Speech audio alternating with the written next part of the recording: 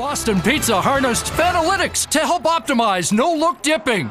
Ooh, making adjustments so you can stay focused on the game. The playoffs at Boston Pizza, powered by Fanalytics.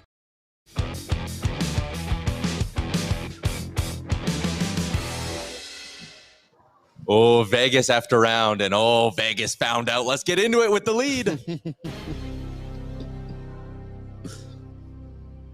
The series shifts back to Edmonton, all tied up at 1, but all the confidence and all the momentum is sitting with the Edmonton Oilers. Welcome into Oilers Nation Everyday, live on location from Sherwood for the Giant with a Giant Game Day edition of the show. We are live on the Oilers Nation YouTube where Dukes is in, and I always read the first comment no matter what, so I guess I got to read this. He says, "My name is Tyler Yaremchuk.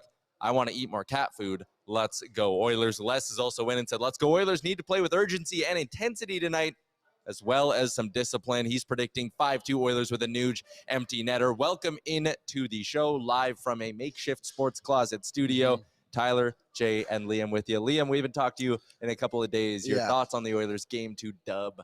Wasn't it exactly, I felt like it was exactly what I expected it to be. Like, I thought they were going to come out hot and heavy on Vegas, just try and dominate them early, and that's exactly what happened, and they did it for basically 60 minutes, both scoring goals and beating the wheels off them, too. So that was great to see. Yep. As we all know, Tyler reads whatever's on the teleprompter, so well done.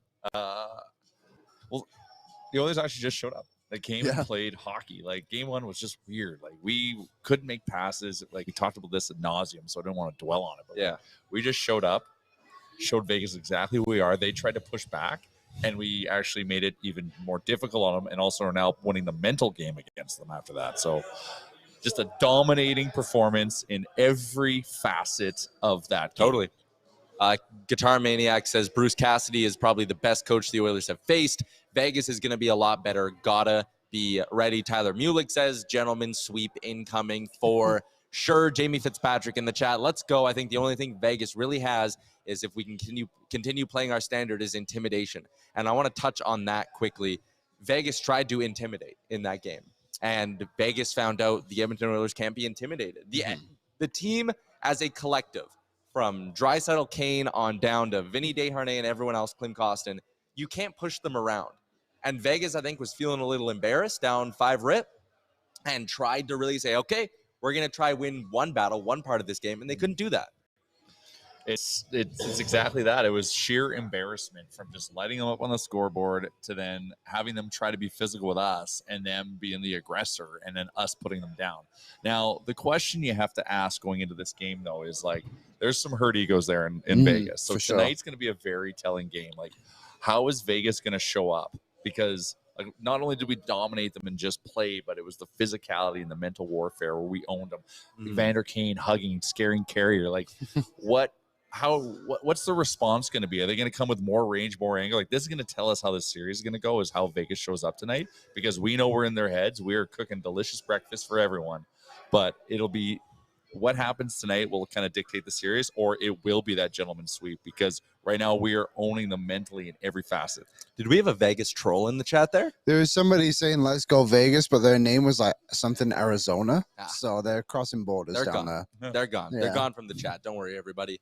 Before we get set for tonight's game with a Sherwood Ford Giant Game Day edition of the show, let's take a look back at Game 2 a little bit deeper with our 3 big things for our friends at Betway. 19+, play responsibly. Accounts flush, coming back home, Jay. Oh, it is loaded up, ready to make some big bets. And 2 of us won the Game Day Big Bets Challenge, but we'll touch on that a little bit later. Get to that later. 3 big things. As we already talked about the physical dominance. So how could our first big thing not be Leon Draisaitl? There was a point where this guy had 6 goals over 4 periods to start the series. 13 goals in the playoffs now. That would have led last year's postseason as a whole.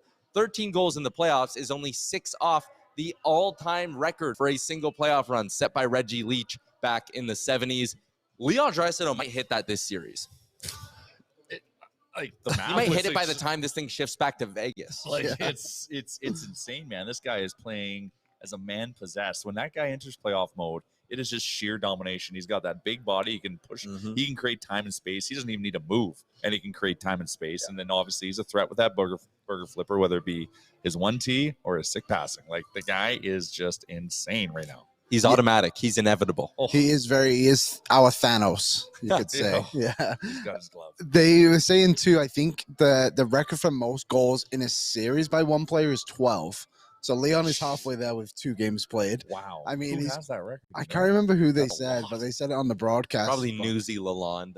Cyclone Probably. Taylor. Yeah. Yeah. What record did Draisaitl break last game? Cyclone Taylor's consecutive road playoff games with a goal. Yeah. Sorry, Yeah, Cyclone. Sorry, Cyclone. Yeah. What was the other one earlier in the year when McDavid had the 2 points? Oh, Brockhead or something like yeah, that, wasn't it? that was a funny Great one. names back then. But, But yeah. like, these guys are breaking records, and the guys whose names they're passing are like from the 30s and 40s. That's the kind It of was run a they're on. different game. Yeah. yeah, just shows the Couldn't pass level. Goalies they're wore on. tuxedos back then.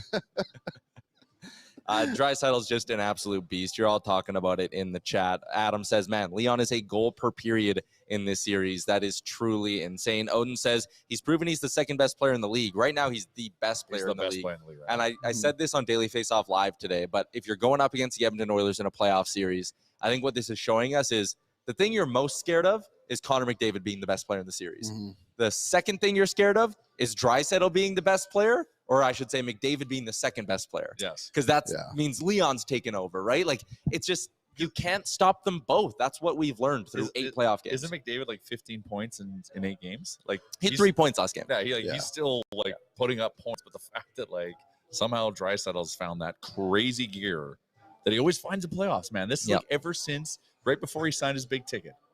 He shows up in the playoffs, man.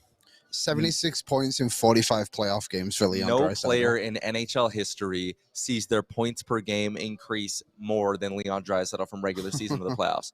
And again, he's over a point per game player in the regular season. It's wild. Someone in the chat here is Corb said Dry has got that dog in him, and he absolutely got- does. Oh, he's A lot got of Dry for Conn Smythe. The name we were thinking of, by the way, Liam, Punch Broadbent. That was it, yes. That's a good name. Number 2 on my Sure. 3 big things, you just hinted at it, Jay. Connor McDavid's waking up. That was his best game of the playoffs, I think, without a doubt. That goal he scored, tucking it one-handed on Brossois after peeling past Shea Theodore, who is a good skating defenseman. That was something. Even the second goal was like, that's how you know McDavid's on, when he's finding those little holes and just sneaking pucks in. He sees it. He was feeling it in game 2, and I think that could be the wake-up moment for Connor McDavid. Yeah, and I mean, that goal too, the Shea Theodore one, I just want to know what Shea Theodore was thinking, trying to toe drag around Connor McDavid when he Not scored smart. that goal. Very bold decision by Mr. Theodore there, and he found out, I guess you could say. A lot of people found out Yeah, that game. yeah. That a was lot a of game finding out. out. Yeah, but McDavid, I pulled it up here. So he has 15 points in 8 games. Last year, he had 33 in 16. So he's pretty much on pace for that. We just haven't seen like the pure dominance, I think, yet. But we've seen it maybe twice, and I think last game was a good example of that. Also, no penalty minutes yet, which I just realized. So there you have it. There you go. Well, the thing that Vegas is doing with their, the theme of effing around and finding out is they're going to the penalty box. Yeah. And if you do that, you will find out that our power play is hot. To me, that says that the Oilers are in Vegas' heads big time. I know, man. If Vegas is going to the box and they were the least penalized team in the NHL, then they are just confused, honestly, about what's They've lost happening. their identity. Yeah. That's the thing. Like, who is showing up tonight for Vegas? Is it like a mentally beaten down Vegas that's already kind of given in? Or are they going to find a way to bounce back after what happened game 2? Because that was a sheer embarrassment. Are they going to go Leafs or are they going to go Panthers? I think that's They a got that great dog in 'em, question. or do they got that little puppy in them? Number 3 on my 3 big things, he gave us a handful of viral moments in game 2. There was the blowing the kiss to the, The fan. mayor of Vegas? The mayor of Vegas, sure. There's blowing the kiss to the fan. There's the old ground and pound on Keegan Colasar. And then there was the quote after F around, find out. Evander Kane, I mean, we talked about McDavid waking up. Evander Kane didn't wake up. Vegas poked the bear.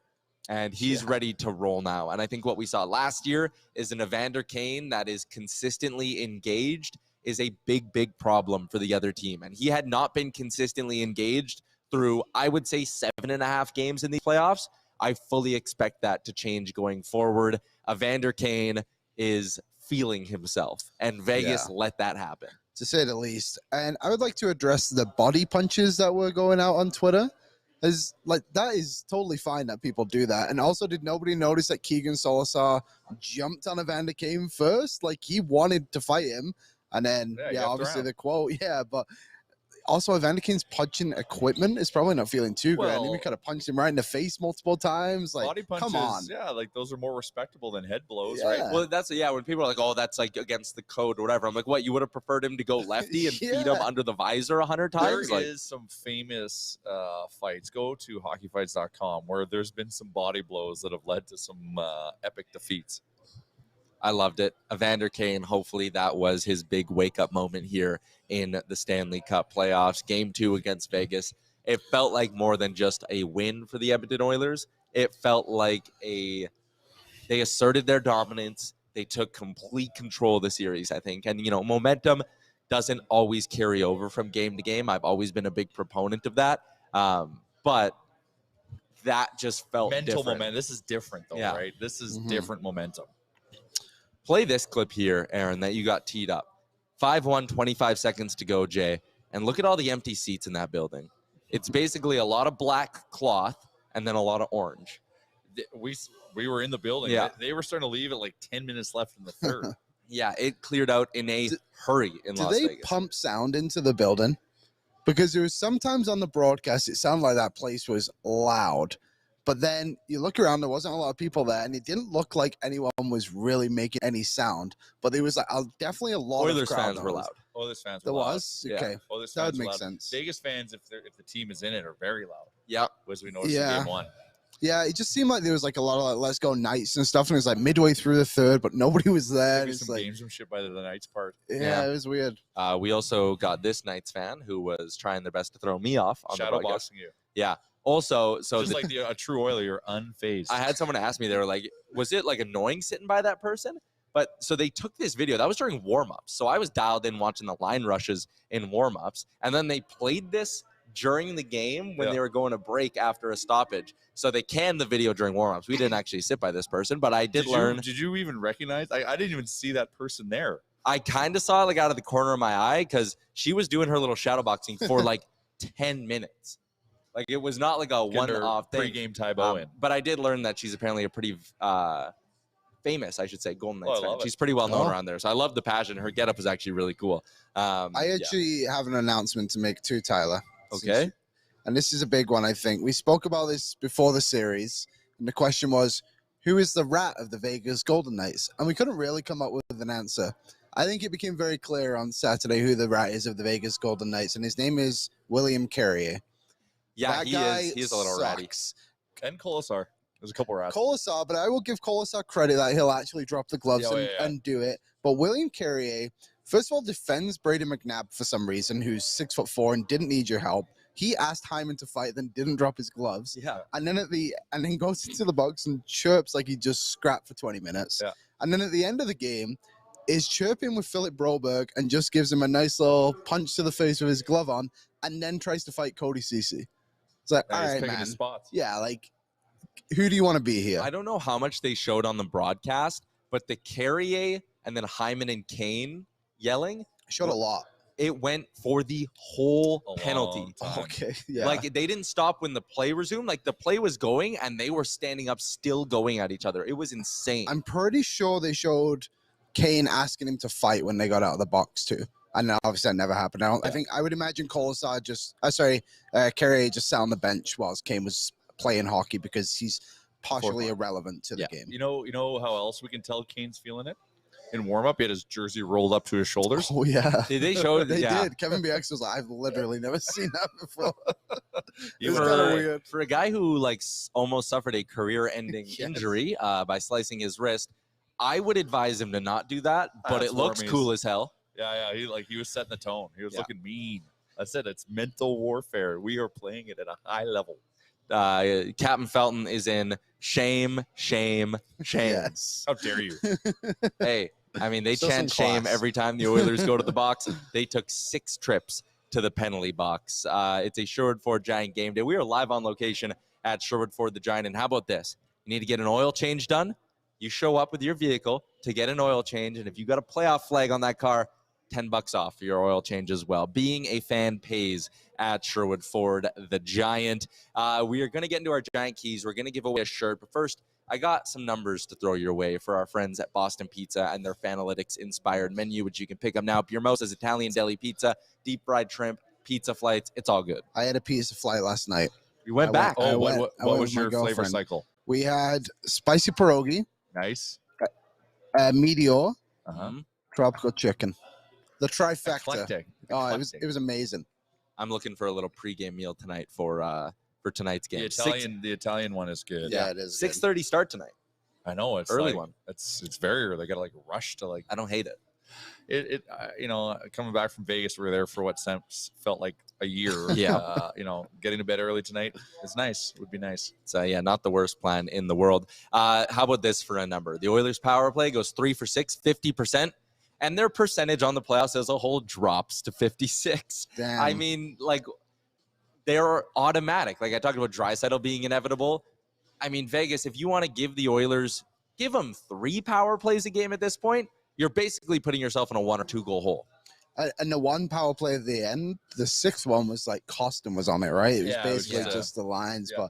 But They were basically 3 for 5 when it mattered. yeah, and the power play, it's just you fully expect a goal to happen, which is the wildest thing. And like we've known for so like around the NHL, around like 20 to 25% is a pretty good rate. And I think that's what Vegas was kind of shooting around, right? So yeah, just the power play is gross. And for people who like, there's some tweets out there today talking about Matthews and like his expected goals, and like Draisaitl just goes on the power play. Like, let's just appreciate the historic rate that this team is kind of shooting at right now, and every not team just gets blow power it down. plays. Yes, it happens to every team. We're just better at it than you. Yeah, 100%. Yeah, some Leafs fans are bringing that up today. Oilers power play 56%. Of the teams still in the playoffs, second is Dallas at 31.3. The Oilers power play is Yaremchuk math 24.7%. Nailed it on the fly. Did I know that? Yeah. I did. 24.7% better than the second best team still in the Stanley Cup playoffs. That is something. 31% better than third place. They're doubling up the field. They're lapping everyone with this power play. I don't even know why, like Vegas, and I guess you have to try to show pushback and life to spark the team, but like, I don't even know why you're trying anything right now, because you do not want that power play. But I say keep it coming. We'll keep feeding. That's why I think it'll be interesting to see what Vegas do tonight, if they'll come out and try and be aggressive, knowing that if you put them on the power play, then they're probably going to score, right? Are they going to try to respond physically tonight? Or are they just going to try to just skate us? Yeah. 3.13 power plays per game so far in the playoffs for the Edmonton Oilers. They averaged 3.35 in the regular season. So pretty much getting more or less the same amount of looks here in the playoffs, but just burying absolutely everything right now. I see a few of you already dropping in your Giant Keys to victory. We're going to get to that and give away some Nation gear a little bit later on in the show. But I want to talk a little bit about the rest of the team, because I think there's some interesting stuff when it comes to that. Liam, you pointed out how many Oilers put up points in the last game. 6. Only six players put up points in the game. Let me triple check. But I actually felt like the depth effort was really, really good from the Edmonton Oilers. So even though it didn't translate on the scoreboard, I mean, I look at a guy like Warren Fogle. When he was on the ice last game at 5-on-5, the Oilers outshot the Golden Knights 9-3. The best Oilers line when it comes to shots for and shots against was McLeod, Fogle, Ryan, who played almost 6 minutes at 5-on-5 and outshot the Golden Knights 4-1. In total, the Oilers had 9 different combinations of forwards take multiple shifts together in that game. The depth didn't come through on the scoreboard, but when you look at how this team stood up for each other, how they dictated the pace of play, the depth was still a big part of that win. They weren't a liability. They're contributing. They're making sure they're keeping the Golden Knight at bay. I like that someone was checking out the Mustang behind us while we were rolling there. We just sold a Mustang. Yeah, we're working on selling We're vehicles rolling here here. while we're Sherwood live. Ford. It's a game day. Liam, that would almost be concerning for me if I'm the Golden Knights. If I go, okay, game 1, everything broke our way, right? You know, Leon Draisaitl was still doing whatever, but like the Oilers' depth didn't show up, and we kept McDavid at bay. Sure.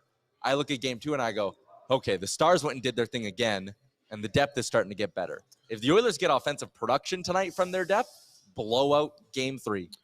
Yeah, I think 100%. And I think the big thing for me about the team contribution overall was they made life way easier on Stuart Skinner than they did in game 3. 100%. Sorry, in game 1 on make Wednesday. saves. Yeah, exactly. And like he had that big save in the third period. Granted, the score was kind of out of reach, but the glove save on the power play, and it's just like if you make life easier on him, he's going to be a way better goaltender. And I think in game 1 we did get away a little bit from what Skinner did. Like he made like 2 or 3 really, really good saves, but the Oilers were brutal in front. And I know that was one of our mailbag questions this week was like, when is Skinner going to steal a game? It's like, it's not about him. I'd rather not hear from Stuart Skinner the entire playoffs, honestly. Just the team needs to be way better in front of him, and that's what they did on Saturday. And yeah, if they can do that again tonight, and I don't care if like the depth guys don't score, as long as they have some impact. Like Clem Costin was the only forward not to get a shot, and you noticed him the whole time. He had those big blocks, and I know he kind of had the mistake on the goal, but then he got into fight at the end too. Like he was impactful in his role, and that's what matters. You can make an impact without scoring, 100%. Like it's effort goes a long way. It's like being on the ice and being responsible and leaving it to the others if you're not feeling it. Like that's what a team game's all about. Just do what you can when you can. We got some people in here saying they would buy a vehicle from you, Liam, because you seem like an honest guy. Yes. The entire sales staff here at Sherwood Ford the Giant. It's a staff of Liams. I used to be a salesman. Really? I was a custom framer, and I had to sell frames to people. So okay, like framing pictures. Yeah, I would like design the frame and the mats on it and everything like that. Back in my Michaels days. We are we're always learning more about you. I got a little bit of many everything. layers. Yeah. We peel one back a show.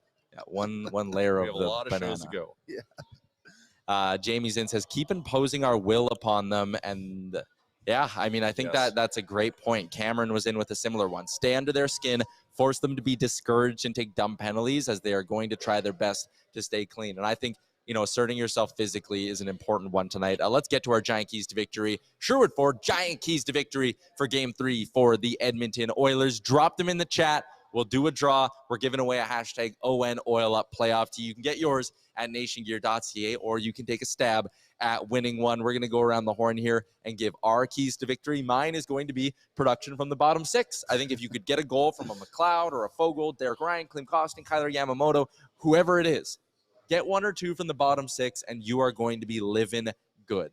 That's my giant key to victory. My giant key to victory isn't even going to be one that needs to be sustained the entire game, but I think the first 10 minutes of this game are really going to set a tone of what needs to happen. And yeah, I think that's going to be it. The Oilers need to be the best team within the first 10 minutes. Try and put Vegas down and see if you can get them rolling like last game, where they just roll into the box every shift. I love that. That's exactly mine. Just it's starting hot, getting the first goal or 2 on the board and forcing Vegas to be desperate, because that's what happened last game. We all saw what happened. If we do that, getting their heads quick on the scoreboard, they're going to make a bunch of mistakes. They're going to take a bunch of penalties, and just do the math on our power play. More goals will appear. So shot out of a cannon, dictate the pace, and let's be the first one to score here against Vegas to rattle their cage some more. Yep. Let's get to what you're all saying in the chat for a second here and put some names in the draw. Egan is in and says, key to the game, stay in their heads and keep the offense up. TC says, forecheck like crazy. The Oilers were turning pucks over and drawing penalties when they were pressing the Vegas D. I like that one as well. Scott Aroni says, key to victory, duplicate the effort from game 2. Spiced Oil says, key to victory, Stuart Skinner, Gordie Howe hat trick. That'd be big. Yeah, that would be that something. Would be... Well, if we get a Stuart Skinner goal tonight, I think we're in good Which state. 1930s record would Stuart Skinner break? And what is that goalie's name? Lauren Gump Worsley? Oh, yeah, potentially. JT says, play with the same force in the first period as we expect Vegas to give a good push early on. I like that. Chris Walkling says, key to victory, just copy and paste what you did in game 2. Liam, what's your key to victory? I just said. That's first 10 minutes. Oh, yeah. Sorry. Do you want to know what mine is again? No, I think I remember yours for the most part. Jamie Fitzpatrick, stay out of the box, continues to stay tight and keep them to the outside. Win your puck battles. I don't hate that one either. A lot of good stuff coming in on the Oilers Nation YouTube chat. Riley, which one? Riley's? I'm not reading it. He was very excited. You're not going to. Riley knows the joke. Was that this show or was that real life? Tyler getting whipped pregame. I'll put you in the draw, Riley, because you get the It was joke. well deserved. That's a lull right The there. funny thing about that was people were asking if the lady who was doing the shadow boxing behind you was the same lady who did that to you as well. No, So different wow. lady. Yeah, One was different dressed as a cop, and the other one was dressed as a golden knight. Yeah. A shield maiden.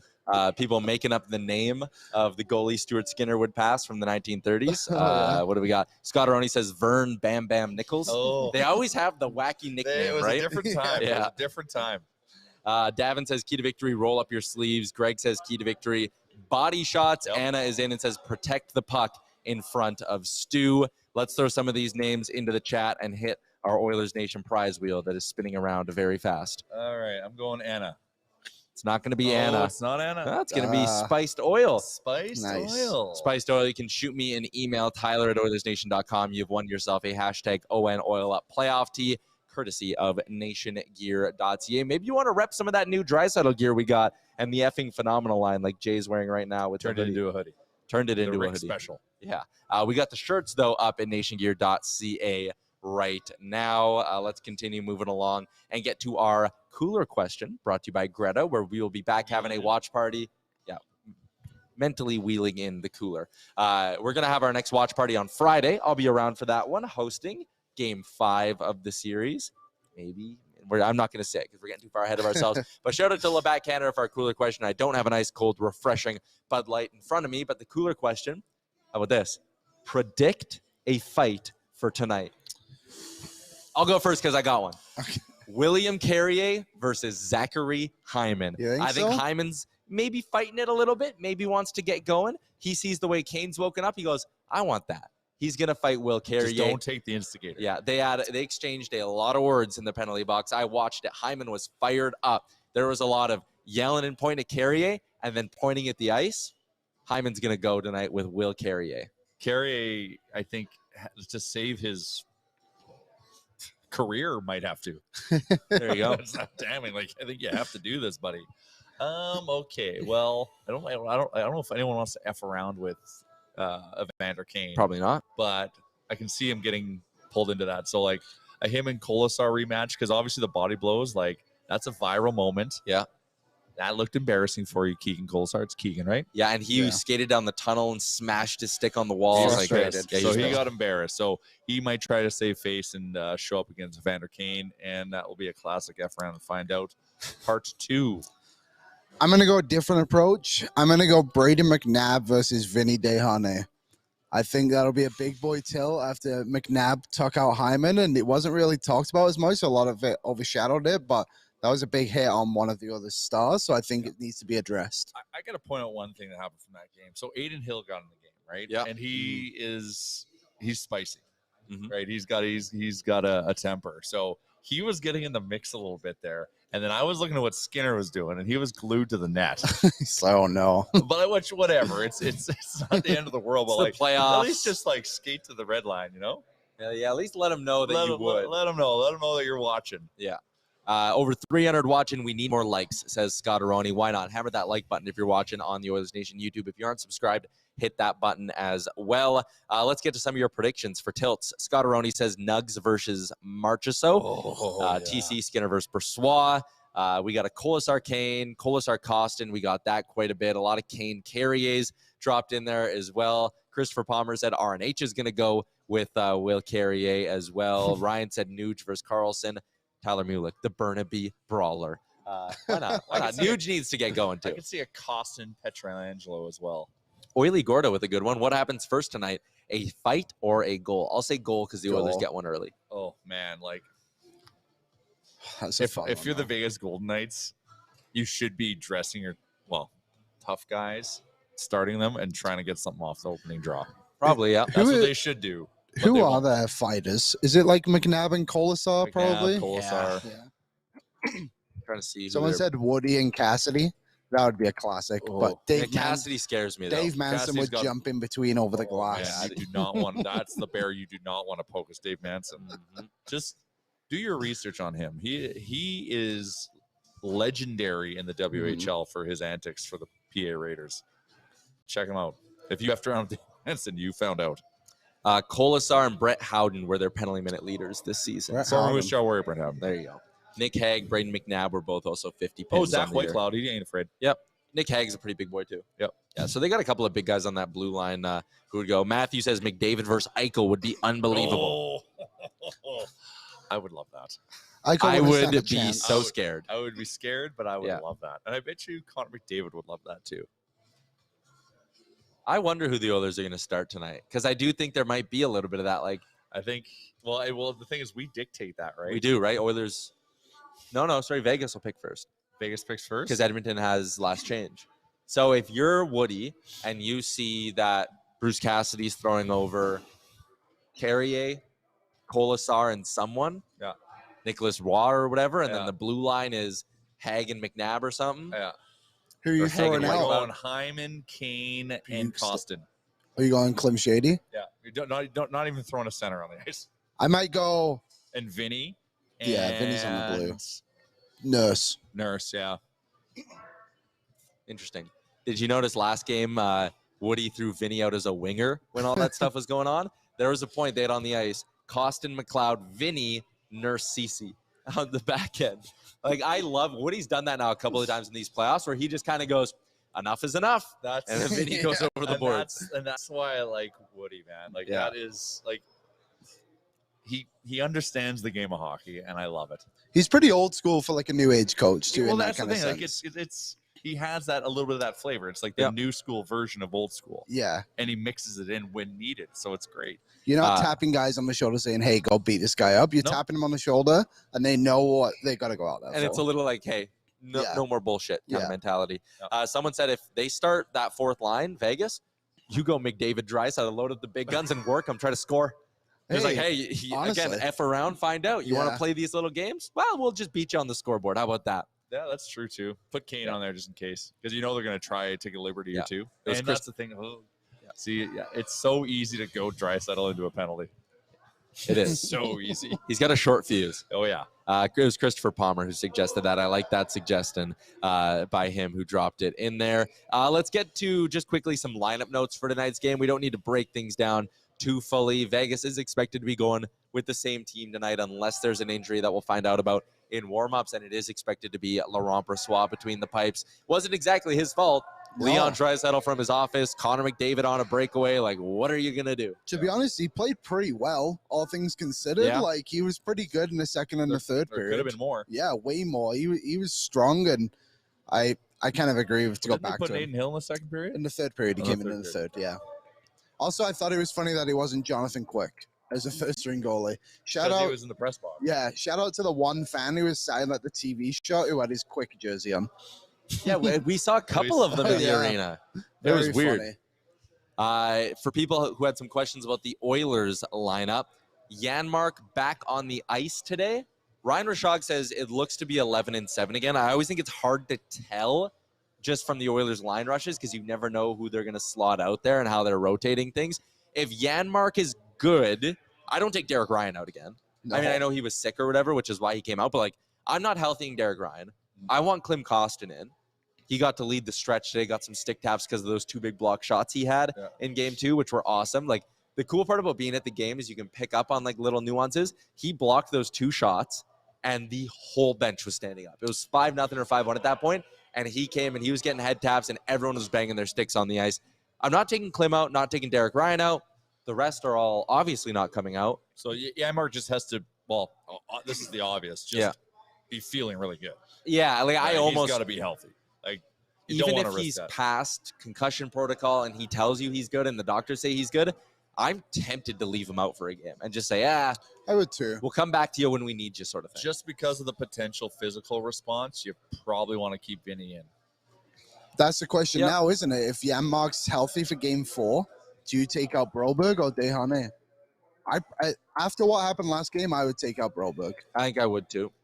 Broberg's not ready for that type of hockey. No, he You is see, not. He was stunned when that happened. Yeah, like when Carrier, they did a close-up because it was when who fought it then? Costin and Whitecloud were fighting, Yeah. and they were stood in front of him, and he took the blow to the face, and he was just like he had never been punched in the face I before. know. So It's like, boy, oh boy. they're in Broberg's head. Yes. Yeah. Slightly. Slightly. NHL draft lottery tonight. I think it was Tyler Mulick who commented, how great is it to have the draft lottery happening for a generational talent nonetheless, and we don't care about it at all. It is nice. It'll be cool to watch. Yeah, who are we pulling for? So the best odds are at the top. Anaheim, 25%. Columbus, 13.5. Chicago, 11.5. San Jose, 9.5. Montreal, 8.5. Arizona, 7.5. Philly, 6.5. Washington, 6. Everyone else is 5% or lower. I think Columbus would be the most interesting team that can turn it around in a hurry. They missed Zach Werenski for the whole season. They just got putrid goaltending from Elvis Merzlikins. Mm-hmm. They're going to get some pieces back. They have like $18 million they can spend with really no one that needs to be re-signed. They have 2 first-round picks this year. They could pick Bedard first, take that next first from LA, which is going to be in the top 20, flip it for another asset, and just retool this team in a hurry. And I trust Jarmo Kekalainen. I would trust Jarmo Kekalainen to do that. Columbus is the spot I think I'd like to see him go. Yeah, Columbus would be good. You're welcome, by the way, Columbus, for getting that pick higher for you. I don't know who I would want. Like, I honestly hate 3 of the top 4 in Anaheim, Chicago, San Jose. They all suck. Chicago's had their run. They need some time with San Jose, like, do you want Bedard in the Pacific? Would you take that? I actually wouldn't care. I think the Oilers are just going to be so good that it won't matter. Yeah, like I again, would like you get to see him more. It'd be neat. Yeah, I'm not worried about that. His window of opportunity is still 7 years from now. Can you throw a poll in the chat? Would you like to see Bedard in the Pacific? Yes or no? Sure. I'm interested to see how people feel about that. I'll go Montreal. I think it would be cool to have a Canadian market. Gary Bettman shaking in his boots. Can you imagine if the last 3 like clear-cut consensus number 1s of McDavid, Matthews, Bedard all went to Canadian teams? I'm pulling for 2. One is definitely Columbus, just because it's a market that's always dumped on, and they're diehards. They sold a lot. They've got a really good fan base, and by all accounts, Columbus is actually a great city. I've never been. I've only been to Cleveland and Cincinnati in the fine state of Ohio, but I cheer for that. And then also, this is just Arizona. Like, I think that too. Honestly, I just like. If you want to put your tinfoil hat on and you want to think the lottery is rigged, which it's not, Arizona would win, and it saves the franchise, and they stay in Arizona, and then they'll get their new arena where it needs to be, and then that franchise will thrive. It'd be a shame to see him leave. Yeah. And we could actually go see him in the Mullet Arena. True. For a couple seasons. That would be awesome. Plot twist, Arizona wins. Tempe City votes down the new arena. Houston. Bedard plays in Houston next year. Now that would be big too. That would be good. That would help set the market. Yeah. Did you? Sorry, Liam. I was just going to say, if he goes to Anaheim, he gets the reunion with Mason McTavish from the World from Juniors. the World Juniors. Yeah. Did you hear what Frank's doing tonight? No, what's Frank going to the Tempe vote? No. He's sequestered in the room where they're doing the picks. Like, he has to give up his phone and his laptop. Yeah. And he's going to sit there as the lottery balls go, and he's going to watch it in person at the NHL offices. Oh, cool. That's cool. So I think I'm going to try to get him on the show tomorrow. To discuss the process. Yeah, to talk about how it all went down. So, like, will he, because obviously his phone and his laptop is removed, like, will he know before they announce, or do they keep it secret? Like, I think he will know. Process. Oh, that's cool. He'll know, and then they'll go present the cards on TV or whatever. So that's very cool. Yeah, I'm going to try get convince Frank to move his hit up a day. Let's do, I did this on DFO Live today, but let's do it here. Our official, I'm going to hit the sim button on Tankathon. Our official Oilers Nation Everyday predictions. Ready? Okay. Anaheim stays 1. San Jose moves up 2 slots to 2. Columbus, Chicago, Montreal rounds out the top 5. Nothing wild going on there. I feel Arizona like drops to 6. Yeah, that'd be tough. I feel like I always forget how this works. So one team wins the lottery, and that doesn't necessarily mean they win it all, right? They just move up. Yeah. Right, okay. Right? One team gets to move up. Is that how it always works, or can it stay in the perfect order? I think they do the lottery. They change it every year, but I think they do a lottery for first, second, and third now. Because, like, Vancouver can win first, but you can only drop a max of 3 slots, right? Yeah. So you can move up as many as 10. You can only drop 3. Vancouver has a 3% chance of moving all the way up to first place. But after Vancouver, so Ottawa, Buffalo, Pittsburgh, Nashville, Calgary, those 5 cannot go to first. They can only move up 10 spots. So Ottawa can go to 2, Buffalo could go to 3, Pittsburgh could go all the way up to 4, Nashville could go all the way up to 5, Calgary could move up as high as 6 if they were to win. This is a very, very good draft. Very, very good draft. So I think if obviously you miss on Bedard, but then second overall is Adam Fantilli. He would be the Russian guy Mishkov is really good. I know you got to wait a couple of years, like but when 5 he comes, years for him. 5 years? I thought it was 2 more. I thought he signed his it's deal. 2023. I think he can't come till 2027 or 2026. So sorry, 2 or 3, not so 5. it's like a Kirill Kaprizov type. Except scenario? he was a 5th round pick. Yeah, That was this an easier guy dart to throw. will not be touche, dropping. yeah. If you're a Yeah. GM and you pick Michkov, you need to have assurance from your owner that you are not getting scrapped in the next couple of years. Who do you think, out of curiosity, would be the best team to take him? Michkov? I think a team like Detroit would be quite good. Oh, Yeah. that's Because they're kind Steve's of in a already comfortable there. spot. Yeah, they're in a comfortable spot with a GM, and they've got a lot of talent already. They don't necessarily need him to change anything right now. They were pretty good this year. So I'd be interested in San Jose doing it, but it's all depending on their mindset. Because last summer, their GM Mike Greer, he was like, "Oh, we're turning this thing around quickly." If this summer they're going to go all in and say, "Carlson's gone, moving out some other big pieces, and we are committing to it," then you can wait 3 years for Michkov. I've got a theory. Okay. There's someone who can circumvent the rules in Russia. yeah. His name is Alexander Ovechkin. I think And that's it they too. just brought over another first round draft pick is now coming to join the team.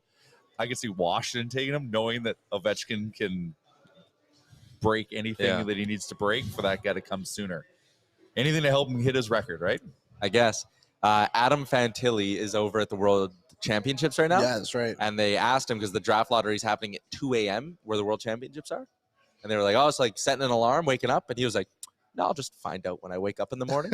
Imagine like your NHL future is going to be decided. And he was like, "No, I'm just really focused on the World Championships. Like, Pushing I'm good." Zeds. Got to get a night's sleep. Yeah, got to get a good night's sleep in. I'm sure his phone will blow up like crazy. So hopefully he has it in night mode or whatever. He'll but- have to sequester himself to get a good All night's right, sleep. enough of the draft lottery talk. It's a playoff game day here in Edmonton. AMA Travel Out of Town scoreboard, totally empty. Nothing else but the Just Oilers all tonight. eyes on Yeah. Edmonton. That's why it's at 6:30. Yeah. The beauty is all of Eastern Canada, Eastern US, all the Eastern fan bases get to watch the Leon and Connor show. 2 games tomorrow, Dallas, Seattle, Carolina, Jersey. Toronto season is on the line Wednesday. Oh, Man. the Saturday afternoon game for the Oilers was perfect. It was actually very nice to watch that game at 5 o'clock or whatever time it Yeah, started, like right? Yeah. 1 or 2 o'clock would have been crappy. Yes. 5 100%. o'clock is not bad No. because it sets the tone for your night. Yeah, Yeah. so that was good. But yeah, it's all eyes on the Oilers tonight. I think they'll get it done. And then I think Florida finishes the Leafs off. Well, man, you want to talk about like where's the heart in It's that crazy. team right now? Like where did it is astonishing what we're seeing. Like Florida's got that dog in them, and they're working their butts off. Paul Maurice had a great quote today of like, "Don't worry about anything, just work." That's their mindset. Just Yeah. work. How about, though, on that overtime winner that it was Sam Reinhart who got it, right? Untouched. How, honestly, how did you get through so many? That's the thing. Like what are the Leafs doing? Like Yeah, there's no desperation to their game. zero. They're just sitting back and Ryan, like that goal could have been stopped like 10 seconds earlier. Before he even crossed the blue line. They just I let him walk in. I watched it and I thought, wow, what a goal. And then I watched it again. I was like, how did he even get through that gap of literally He went through, like, 3 4. defensemen? Yeah. Oh, Oh, it was wild. So the Leafs have done it to themselves. We got a fan in here who's out in the Maritimes, and they said that 8 p.m. start was perfect. Even tonight, Yeah. 9:30. I guess it's a 9:50 puck drop. Better than usual for you if you're out in the Maritimes. Maritimes is 3 hours, bro. Yeah, that's what I'm saying. So it'll be 9:30, jeez. 9:50 start time, Jay. How far do you have to go to get the half an hour time difference? That's Newfoundland. So that's a little bit further? Yeah, so Crazy. like I know Halifax Nova Scotia is 3 hours around Atlantic Standard. You rooting for Seattle in the Seattle-Dallas series? I the don't Oilers want are better than I don't both want of to be them. like a Leafs fan and be I like, know. we want Florida. Like Dallas is or I think Seattle's Oilers- obviously playing a complete like Yep. Yeah. they've got that Florida Panthers mentality. Like they're just working hard. How about Dallas? Seattle scored 7 goals last night and no one got more than 2 points. Like Dallas doesn't have a lot of depth. Like so like you kind of hope that Ottinger can kind of wake up and make that a series. I think Oilers fans will travel to Seattle better. Oh, for sure. That's So I direct want flight. Seattle. Direct flight. Yeah, totally. AMA Travel can hook you up, but Job's not done. It's a Job's 1-1 not done. series 1-1 between the series. Oilers and Golden Knights. Let's finish up our game day preview by digging into our Betway game day big bets. Jay and I, big dubs. Liam, an okay loss. I'm satisfied with my loss because I needed the empty net. The power play goal was automatic, but empty net. As long as the Oilers win, I don't really care. And I think I'm still in the lead, so that's big. Yeah, it was fine to be. It was a comfortable play by you. Yes. I go with the comfortable one. I wish my mega money line would have allowed me to get more unit benefit for the game, but that's okay. So tonight, let's dig into it. I am taking a layup. I'm not getting complicated or anything. Nope. Oilers over 3.5 goals, minus 140. I'm going to pick up a win. I'm going to sleep like a baby. Simple as that. Even if they were to lose, they're still scoring 4 goals somehow in this hockey Oilers game, hit that in the first period. Yeah. Yes, So it minus did. 140 is mine. You guys are getting a little spicier. Jay, what do you like? Well, barely spicy. Every game's been over 5.5. You know, maybe expect a little bit more defensive game from Vegas. I don't know, but Oilers are a well-oiled machine right now, pun intended. And if Vegas gets loose and we're getting power plays, like how do we not win 4-2, 5-2, 5-1, 5-0, 6-0? That 5-0 would kill me. I want to give a quick shout out before we go on, because I just noticed. So Danny Gibson, that's in the chat here, is a friend of mine I went to high school with in England. In England, and he's messaged me and he started cheering for the Oilers because I can't remember the reason, but then he messaged me and was like, I had no idea that was the city you moved to. So now we talk about the Oilers, and I told him about the show, and now he's in the chat, and it's the first time I've seen him. Oh, so that's pretty cool. You were friends with him when you lived overseas. We went to high school He together. randomly began Cheering for the Oilers. Yep. And then learned that you live here and cover the team. Yes. So pretty cool coincidence. So That's super shout out Danny. Thanks Hey, for coming in. Robertson as Danny well. Boy? You can call him whatever you All want. right, Danny Boy, welcome aboard. Robertson and says the time's good, 10:30 a.m. in Melbourne. That's real nice. A little Tuesday, Yeah. 10:30 a.m. Why not? Breakfast television. Yeah. What that did I is, go good. with? Oilers win and dry 2+ points. I would That's call yours. that one a layup. That to be is honest. that is touche. He's minus 118 to score tonight. Like, I don't know why you don't go him and 2+ goals. I looked at it. It was plus 400. I did consider it. I That did is a consider juicy, it. juicy drink right there. I could see him just getting like 3 apples tonight, though. Yeah, I could see him going off. But I I could mean, also see him getting 9 goals tonight. Yeah, that's fair. I think his first goal of the game was plus 400 too, and I thought about hitting that one because he's hit it in both of them now. So, Yep. pretty cool. I like that everyone's welcoming in Danny to the chat. Yeah, Newest nation citizen, and we love it. he's We love it. good guy. The show us goes know. international. Let us know if you come to Edmonton. We will love to host you. Yes, you can stay with me. Why not? All right, we got a new episode of Real Life coming this afternoon as well. Connor Halley's going live this evening with Oilers Nation After Dark. Oh, wow. You can tell I spent 5 days in Vegas, eh? We were there for so long. So It long. was so My fun. voice is giving out. Webster is watching 9 p.m. in Bavaria. There you go. I love hearing where people watch this show A from. lot of It's the so cool. Germans are from the Bavaria region. All right. That's going to be a wrap on today's show. Sean Bell for Star Mechanical tomorrow on the program. We might even try to sneak in a little Frank Saravalli hit later in the show to talk about the draft lottery. Talk about As balls. always, Oilers Nation every day live from the Sports Closet studio. And today, live from Sherwood for the Giant. Again, if you got a flag on your vehicle, you come into their fantastic service department, which is just over there. And if you got a flag on, getting an oil change, $10 off, just like that. Sherwood for the Giant. It pays to be a fan. Betway, Boston Pizza, their new Fanalytics-inspired menu. Our friends at Labatt Canada, AMA Travel. I'd love to see them help us out with another trip later on, but we'll talk about that when we will cross that bridge when we get to it. Thanks to everyone who tuned in. Make sure you hit the like button before you go, and we'll chat again tomorrow.